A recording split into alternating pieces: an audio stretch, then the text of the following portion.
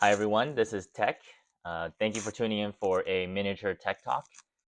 I'm hoping to develop community-focused paddlers and leaders in our paddling community. And so if this is something that you are looking forward to, striving for, then you're in the right place. I wanted to talk about strategies for new to intermediate paddlers. There are many reasons why someone might join a team, a hobby-based team, whether it's a dragon boat team or an outrigger team. I started off paddling in high school in 2006, so it's been close to 20 years of paddling now.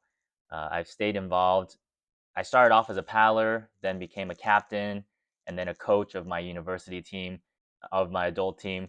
So this whole time, it's really been a lot of trial and error, picking and choosing things that lead to successes, while also acknowledging that many mistakes were made on the way and we learn from them. I want to share briefly kind of three strategies that I have for new to intermediate paddlers. My first tip is to find your why.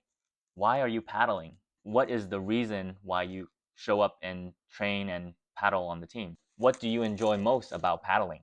When you think about the answers to this question, this will help you anchor your reasons for showing up to a purpose that speaks to you.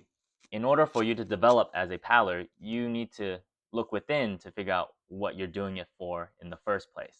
Do note that this could change over time, and just be aware of it as it shifts and evolves. The second strategy I have for you is to figure out your short term goals and your long term goals. I think it's safe to say all of us want to get better, all of us want to make improvements, but sometimes if you don't have it written down as to what those goals are, you kind of you have a general positive, well-intentioned desire to get better, but you don't really know what the specifics are. So the biggest challenge then becomes even focusing. Even though you want to get better, you don't know how to focus. And so it's important that you write down 1 to 2 short term goals and write down 1 to 2 long term goals to then help you see what improvements you actually want to move and which direction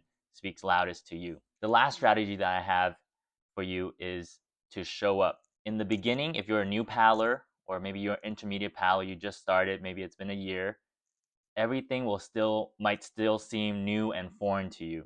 Do remember that everyone started somewhere. When I say show up, you need to show up both physically and mentally. And when you show up, that's a great opportunity for you to learn, ask questions, check in with people, ask questions that will help you gain knowledge that otherwise you wouldn't have been present for. When there are extra practice sessions, show up to those. Be curious, be observant, also be mentally present so that you're not just physically there and not taking anything in.